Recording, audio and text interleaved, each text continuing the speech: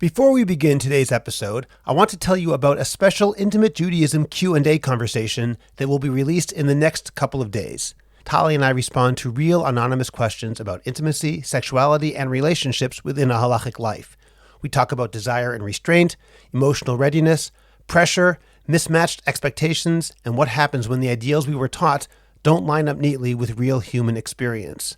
We also discuss marriage and physical closeness when real life is part of the picture.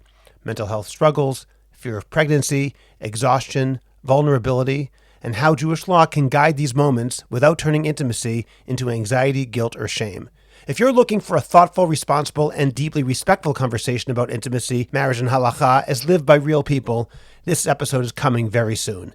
Visit intimatejudaism.com or search for Intimate Judaism on any podcast platform. If you value thoughtful, honest conversations about the Orthodox world, subscribe to my Substack, Orthodox Conundrum Commentary. You'll get frequent essays, episode notes, and occasional behind-the-scenes reflections that expand on what you hear on this podcast. It's free to join, and if you choose a paid plan, you directly support independent Jewish media and help keep me producing these conversations. Paid subscribers to Orthodox Conundrum Commentary also get this episode ad-free with bonus content and early access. Take 10 seconds right now to search for Orthodox Conundrum Commentary on Substack and hit subscribe, or click on the link in the description of this podcast. Thank you for being part of this community and helping us grow. Now, let's begin our conversation with Rabbi Aryeh Klapper on whether the Torah allows, disparages, or demands independent thought. Well, as a Gedolim Torah is a narrow group set up for the governance of a particular lay organization, Agudas Yisrael. It's not inclusive. It's not a referendum. Some of the people are there because of the great Talmidei Chachamim, and some of them are there for other purposes. The category the Gedolim is a political claim to authority that is intended to exclude other people with equally legitimate claims to authority and should simply not be accepted. One story had a deep influence on me. I remember my teacher, Rabbi J. David Bleich, telling us a story where his Rabbi Yaakov Kamenetsky and the Moeses Gedolim Torah decided something. And then he said that after they decided it, then the Moeses Ketania Torah got involved. It never happened. The Moeses Gedolim Torah, it's like, winning you won the Tonys. Does that mean you're the best actor? No, it means a particular group of people thought you're worthy of this award. It doesn't impose on me. I'm Scott Kahn, and this is the Orthodox Conundrum.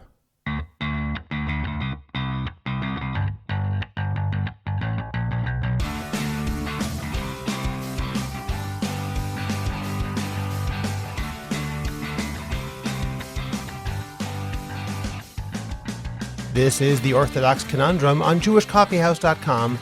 I'm Scott Kahn. One of the most difficult questions in religious life is also one of the most basic.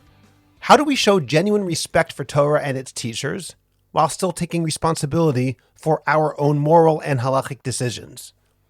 At what point does kavod or respect become healthy reverence? And at what point does it quietly turn into something more dangerous, a way of outsourcing thought, conscience, and responsibility? Many of us were raised with a strong emphasis on deference. Trust the rabbis, follow the Gedolim, don't question authority. Yet at the same time, my guest today, Rabbi Aryeh Klapper, insists that Judaism does not allow a Nuremberg defense. That is, you can't say I was only following orders. Every individual is accountable for his or her choices. So how do these ideas live together? Does independent thinking strengthen Torah or threaten it? Is there such thing as going too far in thinking for yourself? Who decides who actually has authority and on what basis? And perhaps most provocatively, is the category of Gedolim we frequently reference a religious reality or merely a political one? In this conversation, Rabbi Klapper challenges many assumptions that are often taken for granted in Orthodox discourse. He speaks about the dangers of imposed respect, the psychological cost of receiving kavod, the limits of rabbinic authority, and the responsibility that no Jew can ever fully give away, even to the greatest scholar. This discussion was thoughtful, nuanced, and frequently surprising. It's not about tearing down Torah leadership, but about asking what real Torah responsibility and leadership actually demands from each of us. This is a conversation about authority, respect, when it's appropriate to surrender our own judgment, and what it truly means to live as a thinking Jew within the halachic system. I'm very grateful to Rabbi Klapper for this honest and challenging discussion, and I think it will leave many listeners re-examining ideas they assumed were settled. And we'll get to that conversation in just a moment. First, remember to subscribe to the Orthodox Conundrum podcast wherever you get your podcasts. Please rate it and write a review. Continue the conversation on Facebook by joining the Orthodox Conundrum discussion group. Finally, the best way to promote your organization, your business, or yourself is to create a high-quality podcast, and JCH Podcast Productions can help you make that happen. Whether you want to learn how to start your own podcast or want to improve the podcast you already produce, we will make it happen. Write to us at aliza@jewishcoffeehouse.com. That's ALIZA @jewishcoffeehouse.com. And let's get started with your high-quality, memorable, and effective podcast. Rabbi Aryeh Klapper is Dean of the Center for Modern Torah Leadership and Rosh Beit Midrash of its Summer Beit Midrash. He was Orthodox advisor at Harvard Hillel, taught at Maimonides High School and Gann Academy, co-founded the Boston Aguna Task Force, and served as senior dayan on the Boston Beit Din. He is the author of Divine Will and Human Experience, Explorations of the Halachic System and Its Values. Rabbi Aryeh Klapper, thank you very much for joining me today on the Orthodox Conundrum podcast. Hey, Rabbi Khan, pleasure and honor. Our opening question is sort of a broad one, but I'm going to ask you, Rabbi Klapper, how do you define the term kavod or respect for Talmidei Chachamim? What does kavod mean in its healthiest form?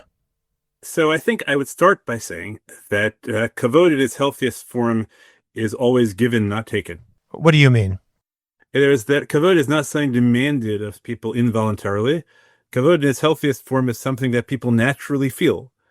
We naturally feel kavod for other human beings, right? Kavod habriot is not supposed to be an unnatural expression. Something has broken down when you have to demand kavod for human beings. And by the same token, something has broken down when you have to demand kavod for Torah. So that's the first statement, right? The healthiest form is always voluntary and natural, as opposed to imposed and legalistic. I have experiences that sort of define this for me. One is when I went to summer camp. One of the camps I went to, the head rabbi would walk over to groups that were learning and say, "Stand up, boys." And I've always wondered, so his impression was he was creating a norm of kavod haTorah, and I would much rather, I think, if he had said you're supposed to stand up for Talmidei Chachamim and let us decide, whether he was the kind of Talmidei Chacham we should stand up for. We probably would have. But it always felt odd to me to be demanded, and there were people who didn't have healthy relationships necessarily with him, and that was really an issue. So that's one kind of, I always have a concern about imposed kavod. I also point out that my own experience is that it's formal kavod is often very bad for the person being honored. It does terrible things to your character. When I was teaching at Maimo, one of the things that made a deep impression on me, I was probably naive about this, but I noticed at some point that the students all stood up when one of the Rebbeim would get aliyot on Rosh Chodesh, and the students would all stand up when the Rebbeim got an aliyah, and I thought that was beautiful and spontaneous. Perhaps I was naive about that. I didn't see anybody saying it, but also it just was so bad for my ego to have a room stand up for me. So I took a practice which I've tried to maintain. That I know I'm getting an aliyah, I would move up to the bima in advance, so that I wouldn't have that experience of people showing kavod. And kavod is addictive, like everybody else. I was, Rav Amital, apparently liked to start sichot about kavod by saying, "I like kavod." I think that's the second thing. The expressions of kavod are almost always culturally contingent, right? What's kavod in one society is overacting in another. There are societies, let's say we're talking in third person to your Rebbe, is a normal expression of kavod. If you talk to your Rebbe in first person, that would seem to be a deliberate expression of chutzpah. And there's this places where that's obviously you're playing a part, you're acting, and that's not right. That's not really kavod. It becomes satiric.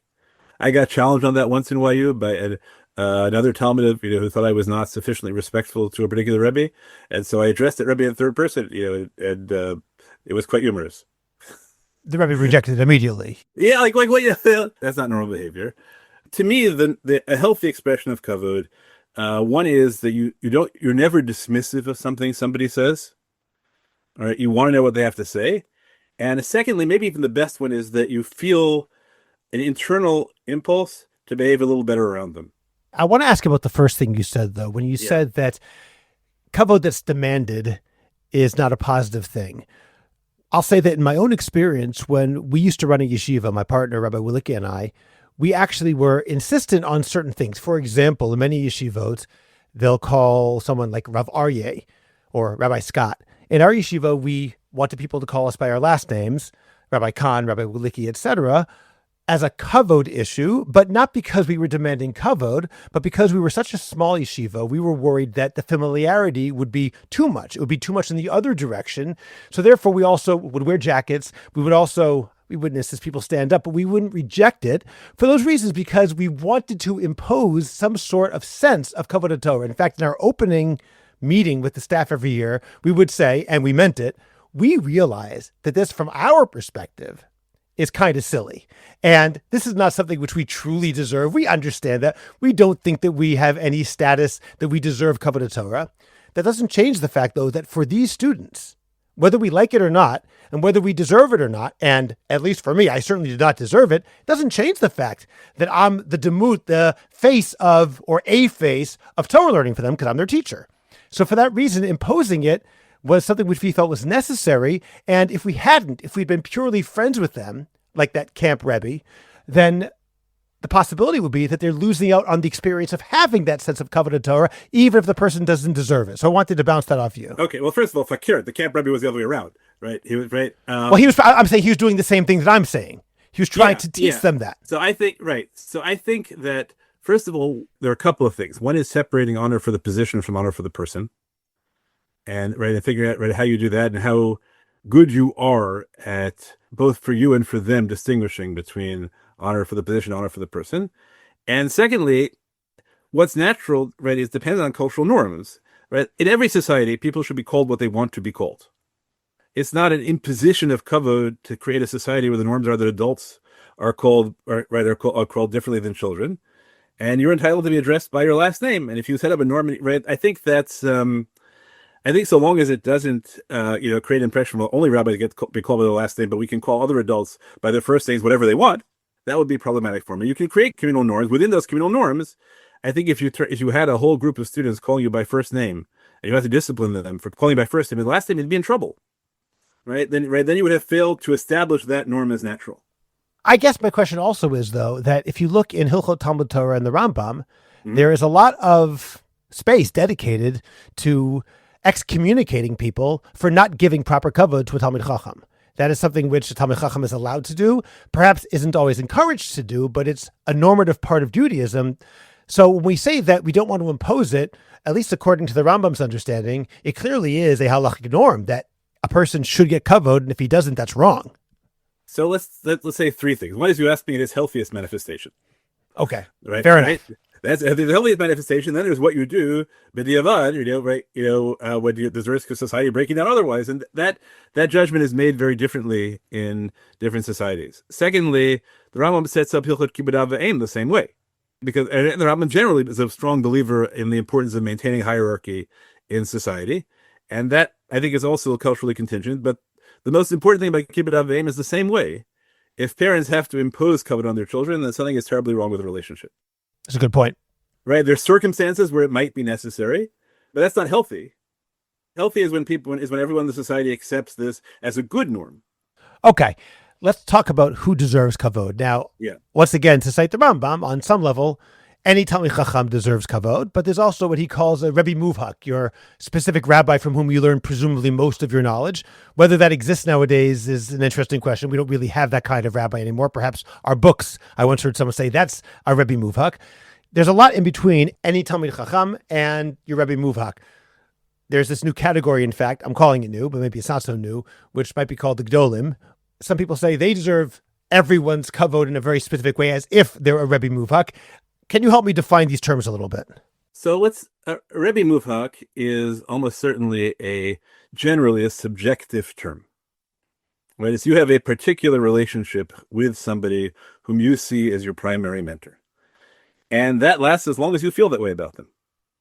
It's not because you happen to be stuck in the same shir for 3 years, but with someone whose Torah didn't resonate with you at all. And then you go to somebody else's shir, and it's Reb Chaim Volozhin the Gra, right? That hour of your life is the most important amount of your life. That person is Rebbe Muvhak, not the first one, right? That's A. The category Gadol Ador, I was glad that you reminded me. There's a book called Pre-Eitz Chaim by Rabbi Peretz Steinberg. Should live and be well. The first article is a really wonderful article about the history of the Gadol Ador halachically. It comes from, among other things, I mean, it shows up in the Gemara. It shows up in Tosfos Lamed Aleph and Bet about Mephibosheth and David. He has a little interesting halachic framework about the extent to which you can claim, based on that Tosfot, and he has a machloket, the Barik, and the Shumas. What Masechet is that? Brachos 31b. And it's the first article in Pre-Eitz Chaim. What he argues is that it's possible to set up a claim that under some circumstances, the Gadol Ador is the Rebbe Muvag of everybody. But again, that assumes that you recognize the person as the Gadol Ador. It doesn't mean that you impose on somebody, I think he's the Gadol Ador, so now you have a chiyuv of kavod towards them. Right? It means if you recognize the Gadol Ador, then it might be that under certain circumstances you have that. Now, I would like to put in that notion, like one of the places that shows up in the Gemara is Sotah Yud Bet Amud Aleph. And at Sotah Yud Bet Amud Aleph, the Gadol Ador is Amram. And the point of the story is that Amram was the kavod Ador, and he decides everybody should get divorced because there's nobody having children. And Miriam stands up. There's a wonderful children's book, right? I think Miriam stands up or something like that. Right? Miriam stands up and says, well, you're the Gadol Ador, but you're wrong. So, right, the use of the Gadol Ador in that story is designed to tell you that the Gadol Ador doesn't insulate you from being wrong and doesn't mean that other people have to listen to you. Most forms of kavod relating to substantive content are formal.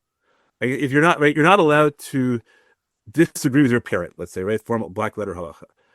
But that just means you're not allowed to express your disagreement in the form, you're wrong, the first time you say it at least. You have to ask it as a question. It doesn't in any way intend to quell actual disagreement, to prevent substantive positions from being expressed. And we tell parents that they're supposed to be mochel on their kavod to the extent possible. So for all those things, I would say the kavod of the Gadol Ador is a great thing if you have somebody who is universally recognized the Gadol Ador. Universally means if I don't accept it, they're not my Gadol Ador. You can say you're intellectually wrong not to recognize this person as the Gadol Ador. But you can't say you're violating the kavod, right? Your obligation of the kavod is I don't recognize him as a Gadol Ador.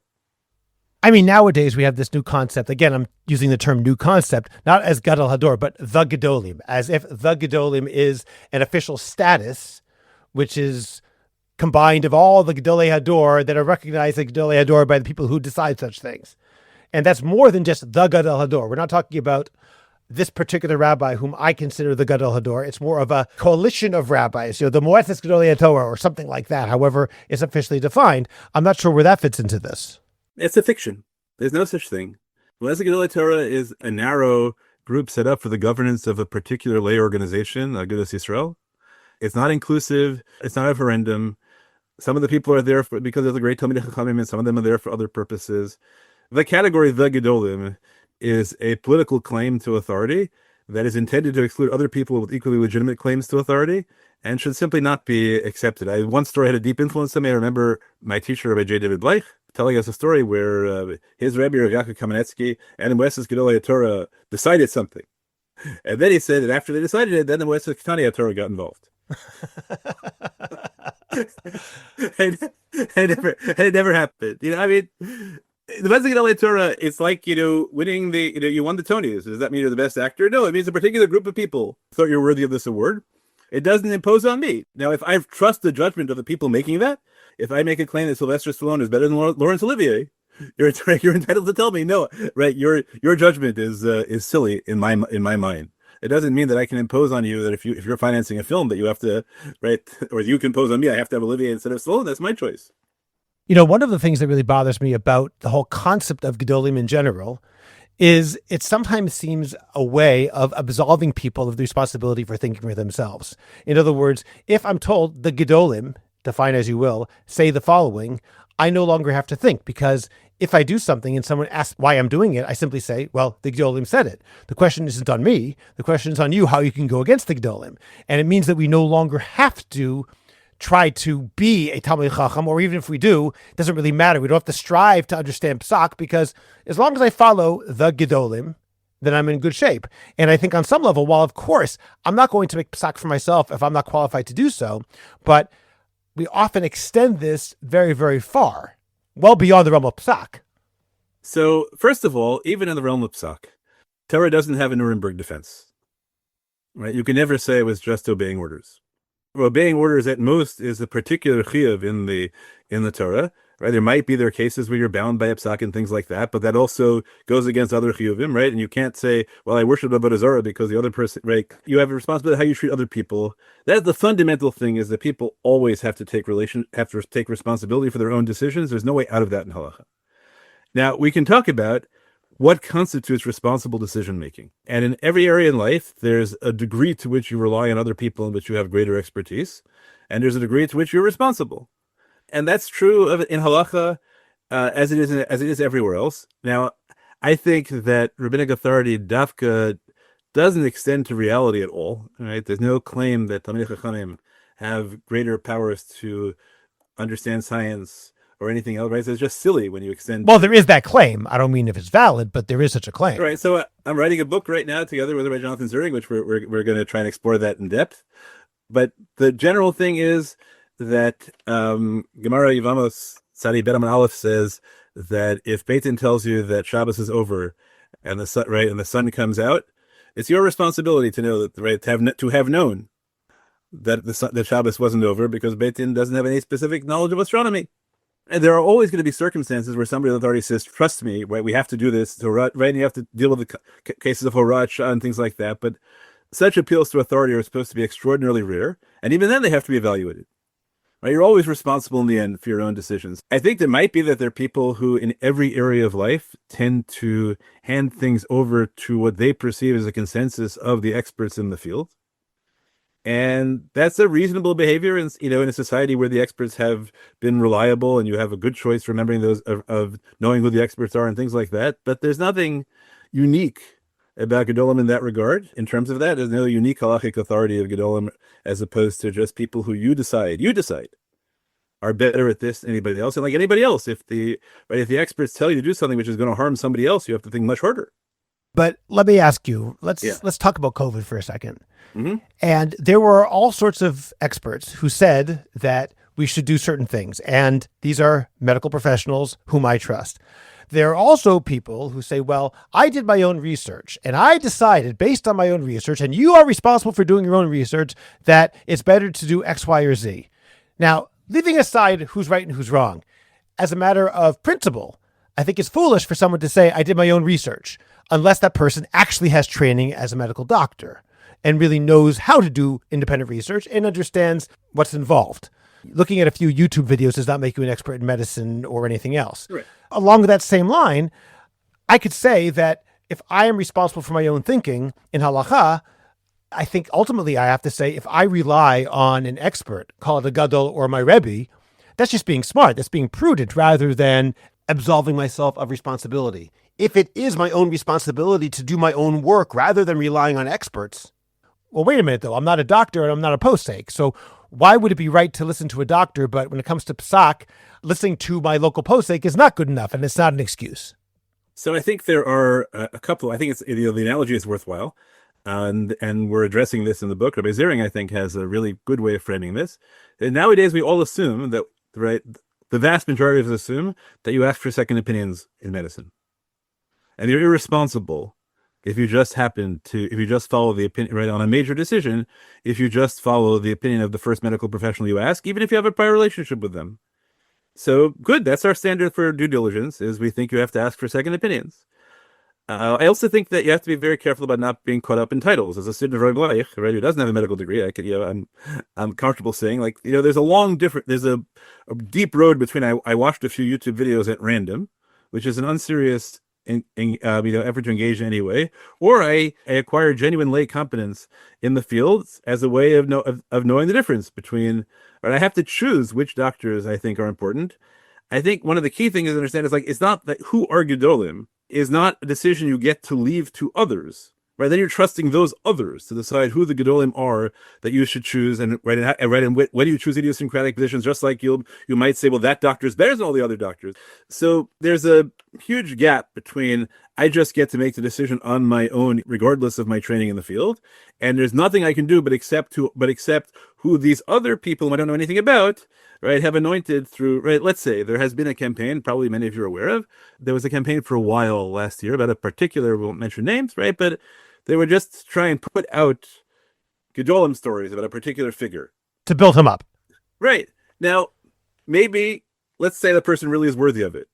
But that a trained PR professional put out lots of videos about somebody, right, trying to, to create the impression they're a gadol, so you should resist that.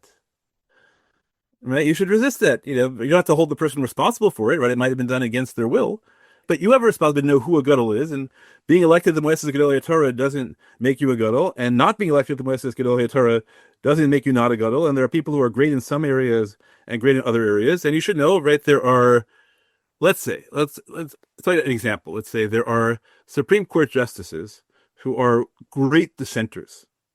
That doesn't mean you follow their opinions, because they don't have great judgment when they have majorities. But they are great at articulating when other people are getting things wrong. There are Talmidei Chachamim who are spectacular dissenters and terrible in power. Because they're human beings and they have the same weaknesses and strengths as people in other areas. We can talk about sliding scales. We can talk about, ultimately everything. I love quoting the introduction to Shirei Das, which says that in order to know Torah, you have to always know the world, yourself, and the texts. And you have to always be aware of how well you know each of them. But how do you determine that? When you say how well you know each of them, if I were to go and say, I have studied Masachet Brachos, let's say, and I've studied extremely well, it doesn't matter. I know that I don't know it as well as Rav Chaim Ozer. I know that because I'm not Rav Chaim Ozer and never will be Rav Chaim Ozer, and I don't have the brain power of Chaim Ozer. And as much as I will try to study it, I'm not going to get to that level. And if he said in a certain case, which has halachic ramifications, that the halacha is a certain thing, for me to go and say, well, I learned the same sugya and I think the halacha is different, it sounds absurd, even though you're saying you kind of can do that.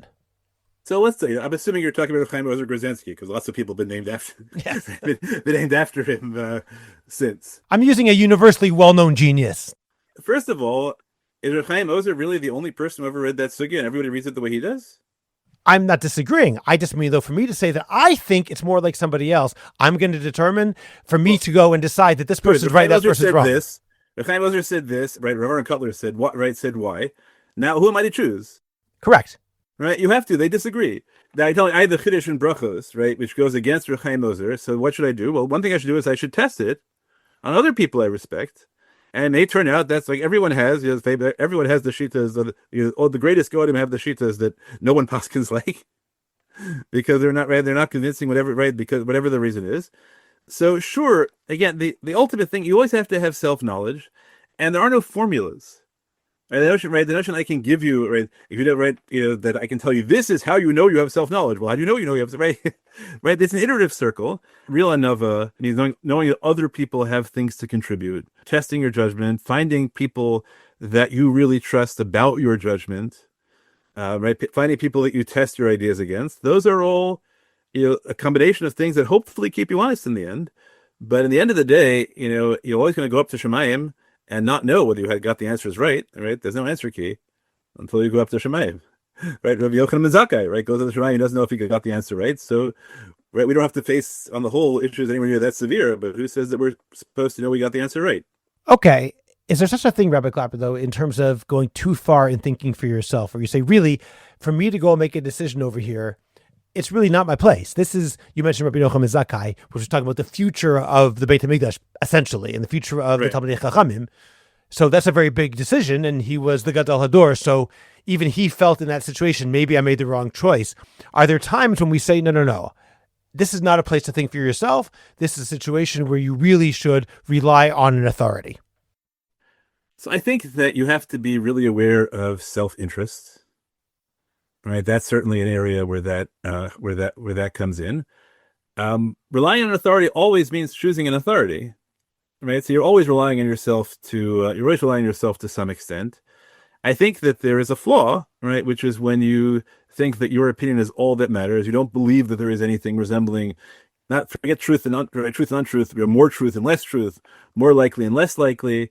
I think there is a value in having a community. You can't have a community without authority. So if you behave in ways which make authority impossible, you make community impossible, you make law impossible. I think that it's a given that Torah thinks that there should be the capacity for a community bound by law. And so if you make decisions in ways that you can't, you're unwilling ever to acknowledge authority even as a default. you're unwilling to acknowledge that there are times when you have to give in to a decision that's made by a community as a whole, right? Then you can know that you're not functioning inside the system. And the bottom line for me is there's never a situation where you can say this isn't my responsibility. If it's your decision, it's your responsibility. If you're finding this conversation thoughtful or helpful, I want to let you know that paid subscribers to Orthodox Conundrum Commentary on Substack get a different experience of the podcast. You get early access to episodes, an ad-free version, and exclusive bonus material that expands on the conversation. Orthodox Conundrum Commentary is how I support this work and go deeper into the issues that we discuss here. You can learn more at the link in the show notes. Now back to our conversation. And what about a situation like the one you just mentioned, where the community has a certain policy, a policy with which you may disagree, but ultimately you say sociologically, I have to follow the community over here, and it would be wrong for me to start doing my own thing. And that even as a halachic category, of course. There's certain situations. I made a decision that in this case, it's more important to follow the community than to do what I think is right. That's my decision. Interesting.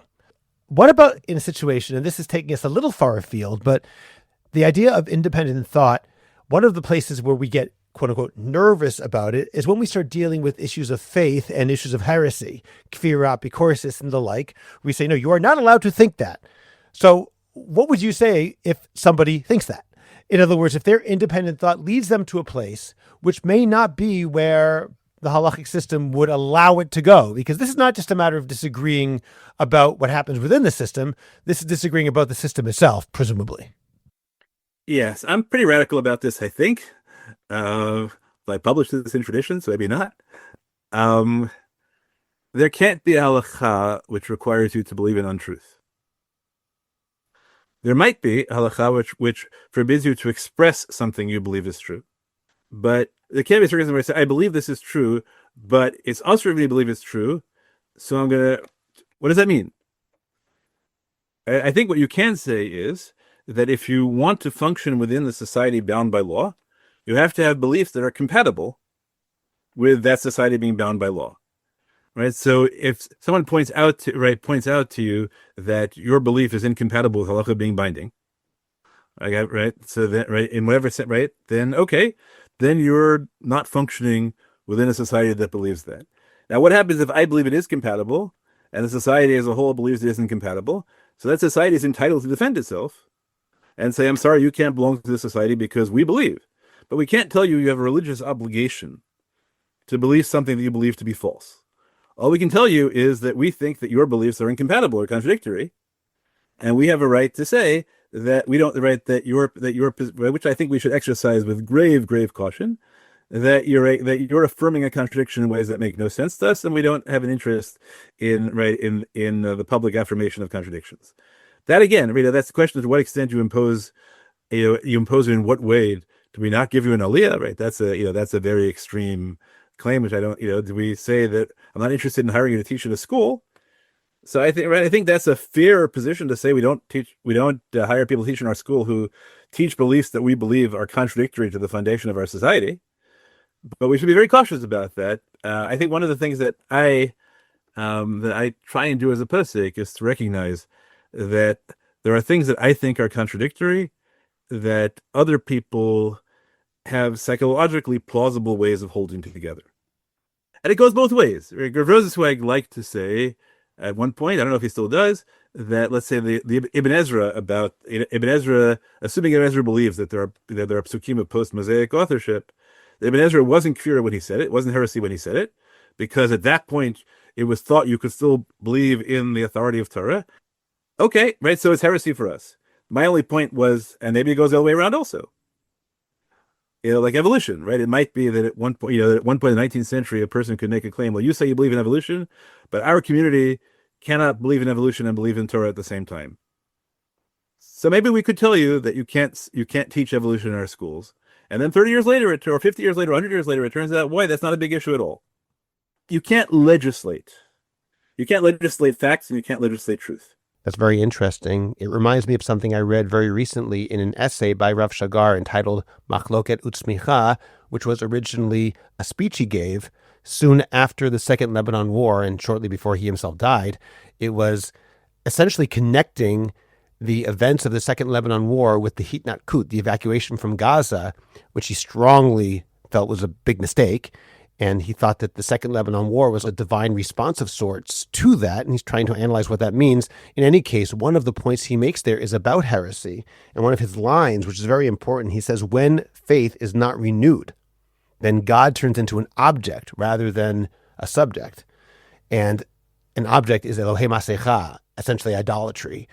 And when we look at religion in a specific way as a series of propositions that need to be affirmed, and heresy as the denial of specific propositions, not that there's no place for that, there is, but when that becomes the sum total of religion, it also sometimes removes the subjective experience of God and instead thinks of religion as a series of propositions, and in so doing, it makes religion into something which it's not supposed to be. That's an interesting claim. Right? I think, the issue people have raised at Rav Shagar is that maybe Rav Shagar went too far the other way and stopped believing in objective fact also. Right? I think it's important to believe there are objective facts, and those objective facts cannot be poskined. I want to ask you about a phenomenon which I find very, very troubling. This is sort of on the other end. We're talking about the importance of accepting authority or non-importance of accepting authority.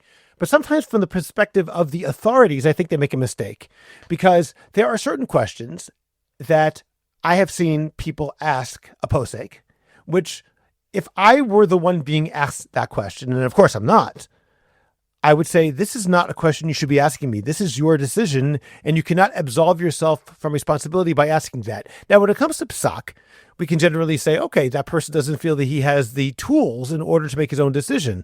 But I've had people ask all sorts of other questions, and I've heard these things to various Gedolim, quote unquote, where they'll talk about what they should name their child. And I'm not speaking about a halachic category. There is a halacha. If someone was killed, then therefore maybe they can't be named after in a regular way. I'm talking about, does this name, Chaim Ozer, is that a good name for my child? Give me not so much psak, but tell me that's a good name. And various other issues, which I believe a person has responsibility to decide for him or herself. And my problem is not so much the person asking as the rabbi giving an answer, as opposed to saying, look, I can't tell you the answer to that. I'd like to get your take on that. So I would sort of reverse the sense of priorities. I think it's much worse when people make halachic decisions for people when it's really the other person's responsibility, because the other person really knows the circumstance, the other person will deal with the blowback. Then if you hand over the responsibility for naming your child, okay. I would care much more about inappropriately making important decisions for other people. Decisions with moral valence. Now, when it comes to things like, I think there are a couple of things. One is, there are non-halachic bases for doing things like that. There's Kabbalah. I can't evaluate any kind of claim on the basis of Kabbalah. I just have no framework really for talking about that. There's Eitzah. So I think that the job of the rabbi in most of these circumstances, the job of the person being asked, is to say, look, this is not a situation over which I have any authority, but it might be that they have lots of experience. Some people are, in fact, good bali Eitzah. Right? They're really good advice. They're people, they don't have to be rabbis. They're people, right, all over. My mother-in-law, right, was somebody, Alei Shalom, was somebody lots of people came to and asked for advice. Not because it was binding, not she told them, right, because they thought she gave good advice. I don't have any problem with people doing that if in fact they have reason to believe they give good advice, if they're not abusing their halachic authority in that regard. Now, there are circumstances, I think, where people feel that they're doing it because right, at least people start off feeling this way. I'm doing it not because I think it's right, because that's what they need. Let's say, people come to me and ask for brachos. Right, so I had a circumstance not recently. Right? Somebody came and asked me for a bracha, and I'm not really into that. On the other hand, maybe it will make them be able to deal with life challenges more, right? Things like that. So I'd say no. Right? I tend not to give into things like that. I tend not to.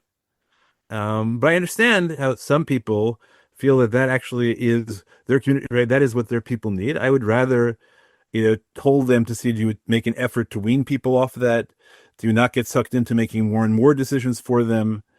Right. And I think it's terrible for you because you end up believing you can make those decisions. Right. And so you have to be really careful not to be tempted by that. But I think that, that We shouldn't focus on that. If we had a society where, where people went to the Gedolim to choose all their babies' names, but made all moral decisions, only in consultation, always kept responsibility. Okay. Interesting. That's really a reverse of the way I normally think about it, because I think about psak as something you go to an expert, and these other areas you still have to think for yourself, and you're kind of flipping that on its head for me. Yeah. So the issue is like, you're taking two examples, but the example that's in your head is, I want to know whether I should oppose the Vietnam War or the Lebanon War or the Gaza War, right? So which kind of question is that? Right, that's really the important question, are questions that are not necessarily technically halachic, but are really critical. And I think that, those are ones you have to make your own decision. But people want to know whether Chaim Ozer is a good person to name after. Okay, right, Chaim Ozer, was controversial in the day to some extent, right? What if you name it, there was a Rabbi Mitam, was a really interesting figure, Rabbi Yaakov Rubinstein. What if you name your two kids Chaim Ozer and Yaakov after each of them? Will they call I don't know. Well, how about this, Rabbi Klapper? What do you do when you don't know if you know enough to make a decision? And you've said that it's very important that a person have the responsibility and take the responsibility for his own halachic decisions. Mm-hmm. But no person can ever know everything. How do I know if I know enough? In other words, if I've learned the Gemara, and let's say I learned with Rashi and Tosfot, do I know enough? What if I've learned it twice with Rashi, Tosfot, and the Rishonim? Do I know enough? Do I have to learn all the Achronim as well on it? At what point do I say I know enough? Because it's such a subjective category, and there are so many different ways of determining this. So Torah is infinite, and nobody knows everything. People used to know everything, but then Bar Ilan came along. We discovered that that there. Talked in the YU library about how there are lots of people who know everything, but there are non-commensurate infinities. Lots of people can know everything, and yet the everythings don't intersect. Let's suppose, right, as I was trying to figure out whether to refill the windshield fluid in my car myself a couple of days ago, and I said, I don't know anything about cars. My wife said, "There's a picture on the, right, there's a picture on the thing. You'll know. You won't pour it into the oil thing. You'll pour it into the windshield wiper thing." Okay, so some things have pictures on them. If I watched 25 YouTube videos, would I know anything about cars? No. I know historically that I'm bad at cars. Nobody should make important practical decisions based on YouTube videos when they have no practical experience. Right. So the way you find out is you've spent your life making decisions. Right. You've evaluated how those decisions play out. You've talked about those decisions to people, right, to people you care about. You might go to somebody you have real kavod for and say, Rebbe, this is a decision I feel like it's so central to my religious identity that I'm not comfortable just giving it to somebody else. I'm not sure I know enough. What do I have to learn? Will you learn this with me? The decision as to whether you know enough is an important decision, which, like all other decisions, should be made responsibly in connection to past experience and friends and all that kind of stuff. I guess it sounds to me that your attitude really could be expressed in this way, which is that many people in hearing these questions would think about, I would tell that guy, hey, you don't know enough, second person, you don't know enough to make that decision. And you would say, that's a question which another person cannot ask or a statement another person cannot make. It's rather, do I know enough? And I have to leave every other person by himself or herself to make that decision because I can't determine how they made that decision. Is that what you're saying? Well, no, I don't. I think... for example, if I look at non-Orthodox streams of Judaism and I look at their halachic decisions and I find them to be certain ones absurd and based on mistakes. But who am I to say? Because if everyone can make his or her own decision based on how they read the sources, what's the difference there? I'm not doing a good job expressing it, I guess. I'm trying again. To say that you should not make your decision based on the imposition of external authority. And that my goal should always be to allow you to educate yourself as opposed to impose my authority on you. Doesn't mean that I think in the end there aren't right and wrong decisions and that there aren't decisions made out of arrogance, which are illegitimate and decisions, right? And there are, the Gemara says, right, that there's a pasuk. The pasuk condemns both people who are roy lahora and don't do hora, and people who aren't roy lahora and give hora, but it doesn't tell you which is which, right? Everybody has to decide for themselves which one they are. I can tell you that I think that you're being an idiot if you make a decision that, right, to build a plane yourself and fly it, right, and fly it yourself because you build a plane, you never build planes. I can say that. But that doesn't mean that you have to listen to me, that I should impose my authority on you. I have the right to say, if you do that, right, I'm not going to give you an air clearance, right, you're not right in my society, to tell you, like, are you making sense? And you should be asking your friends. You should be asking your teachers, right? I think that's all right. It's not an attempt like, how do I use force to prevent people from doing this? Is how do I create a society where people understand this is silly? And if people make decisions like that post facto, I can say, I don't endorse that decision. I don't accept that decision as part of my community. I think that the distinction in free speech between, between prior restraint and consequences, right, and consequences afterward is important.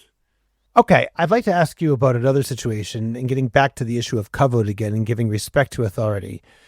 There's a statement in Chazal which said if you see a Talmid Chacham do something inappropriate in the evening, it would be wrong to assume that he hasn't done tshuva. You have to actually assume the next morning, certainly he has done tshuva. Certainly he has repented for what he did wrong.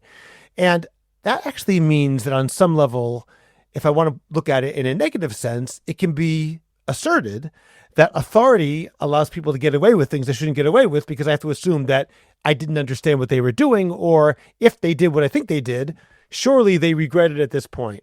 And the question really arises, what do we do as a society when authority can be used as a means to shield people from consequences that they shouldn't be shielded from? And that means that if there's wrongdoing among some of our leadership, sometimes they're not held to account. I'd like your take on that. Okay, so let's start with just that Gemara is fun, so we should talk about, right? The best shot in that Gemara is that there's a Mishnah in Yoma, which says, if somebody says, I will sin, I will repent, I will sin, I will repent, they don't get to do tshuva. So why does it say it twice? So the answer, of course, is because you're allowed to do it once, because otherwise you can never fulfill the mitzvah of tshuva, and Baalei tshuva are greater than people who've never sinned. So everybody gets to sin once in order to do tshuva.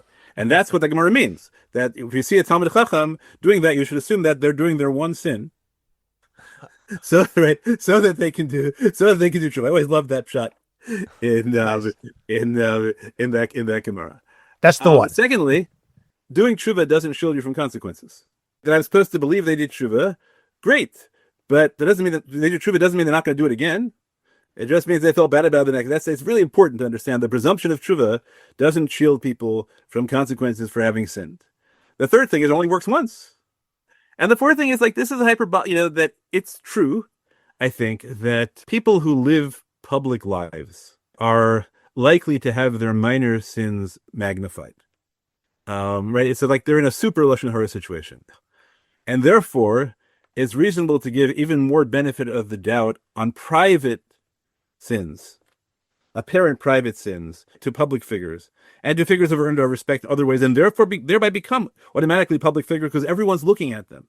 You don't deny that they sinned. The Gemara could have said, right?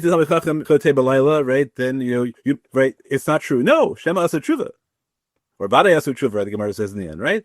So I don't see that as I think it is in fact right, and I have unfortunately extensive experience in my life that people very often use kavod as a shield to protect. I would say, is in my experience, it's actually less often the people, unless they're really there are people who have who might have reputations as Gedolim, but really are just not good people.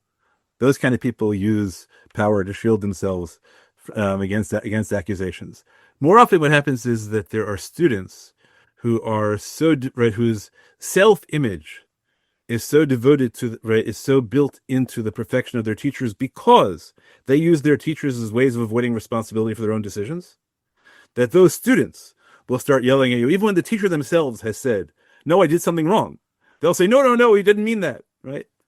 Right. And I think that one of the primary responsibilities of teachers is to tell their students, no, when I do something wrong, you're supposed to tell me that. You're not supposed to tell other people, no, I couldn't possibly have done anything wrong. And so very, very often, sadly, right, when somebody has done something wrong, the students close rank and try to shut down other people for pointing it out. No, I think that an argument that there should be some kind of deference to somebody who has a reputation for past excellence. Sure, that's a reasonable basis. Arguing for more patience in judgment because, everybody's life exposed on a screen, right, is really, there's a Gemara, Chagigim, we cut in other places, which says, if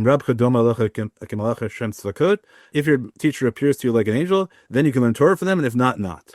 So I read an article many years ago claiming that means that the basis of the relationship between teacher and student is dan the kafschut.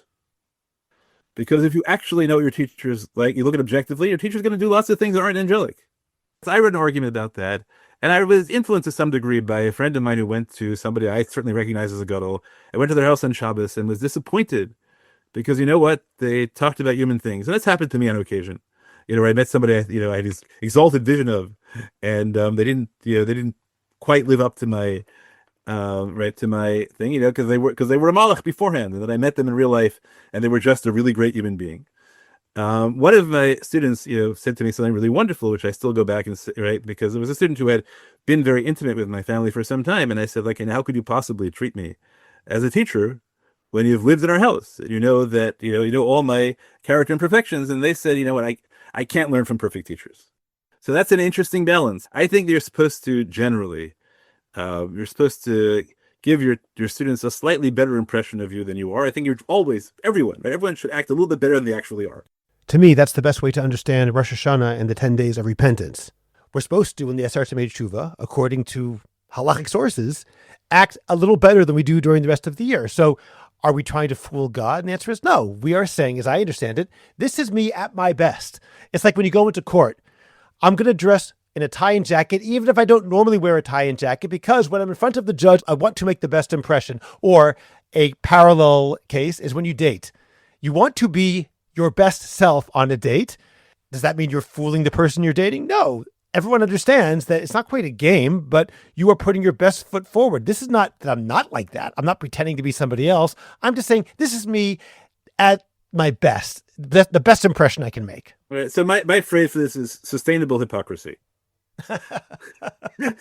If the point where people crack up and say, like, what's that Rabbi Khan doing in a jacket, right? Or ordinarily, right, he's just wearing shorts and no shirt. And now he's trying to make people pretend that he's this formal person, right? That would be a little bit extreme, but a little bit better. That's right. I think so, but I think that you should understand that it's really hard to be a teacher and have people looking at you all the time, and in fact your teachers are human, and so there is a little bit of, right, but it doesn't extend to overlooking your teacher doing things that harm other people. And I'll say also, this goes back to what you said at the beginning, the danger of kavod, of respect for the person who is receiving that respect. There was a certain well-known rabbi in Israel, a Baal Tshuva rabbi, who used to have, I think, bonfires for TV sets and iPhones, and he'd have big revivals, and people would come, and he'd encourage them to throw their evil machines into the bonfire or commit to not using them anymore. At one point, someone used a telephoto lens and caught him in the back of his vehicle using a cell phone, an iPhone of sorts, or something of that sort. And when called upon it, rather than say, you got me, and let me explain, I have a heter from, at that time it was Rabbi Aryeh. I remember that's what he said. But that would be perfectly fine. If you're caught doing something, you have to explain yourself. But the response, at least from his students, was, how dare you question this rabbi? How dare his detractors question this rabbi, this amazing Talmid Chacham? In fact, he has a heter from Rabbi Aryeh. Now, assuming that was true and he did have a heter from Rabbi Aryeh, that's fine. But you can't just say, how dare you question him? You first say, ooh, that deserves an explanation. Let me explain it, instead of attacking his attackers ad hominem as people who don't have any respect for Torah. The point is, the attitude wasn't, I'm so glad that you're asking that question. Let me explain why I did it. It was, how dare you question him? And that's very dangerous. They could say that if you were students of that rabbi, the proper way to do it would be to write a column saying, excuse me, Rebbe, didn't you teach us that cell phones are usher? And see if he has a good answer. Right? The fact that person is not, the people who asked the question probably were not, he was not their Rebbe. And but in general, it's gotcha is not a good way to go through life. But when Katna gotcha, the rabbi shouldn't have such a strong sense of his own kavod, or his students shouldn't close ranks in that way. Yeah, I used to tell people that to me the root of all corruption is when you think you're more important than the issues. And I know many people, say, like, I need to do this to preserve my. There's so many things that I can do in Torah, but I won't be able. But if I do this, right, then if you say this, and I won't be able to have that impression in Torah. And people tell me this about particular people, right? You can't tell anybody he did this, because then he won't be able to help you in all these other issues which you really care about. And Rabbi Norman Lamb, once told me you have to choose your battles, and so that this philosophy is too extreme. There are times when you can't fight every battle because you never, right, but My own sense is it's much better to err on the side of saying that the issue matters more than me than ever to say, like, this, so, right, it's not my kavod, it's the kavod of Torah, right, that I'm standing up for. No, it's your kavod. The kavod of Torah can go to somebody else. I sometimes think that the biggest problem is when people believe their own PR. We all have our PR. We all have putting our best foot forward, but we have to remember that inside, I know who I am, and I realize that what they think I am is not what I am. The tov or the ra, for better or for worse. If people have a bad impression of me, I have to have the self-respect to say, well, that's not really who I am. But similarly, if I have students who would stand up for me, to be able, when they're not looking, because maybe it's good for them, to laugh at myself and say, okay, for kavod Torah, I understand they're doing that, but personally, I don't believe my own PR. That's what I say about that. I think that's very hard to do. I think it's very hard. That's very hard to do. And you also have to make sure that you educate your students to recognize that not everybody they stand up for, right? They stand up for you. They should believe in you, but they have, right? So, but they have to. It's very important to teach students the other way also. I understand it's a balance, and my balance may be a little bit. I tend to be irreverent, and I perhaps tend to be, my self-diagnosis that I'm susceptible to flattery.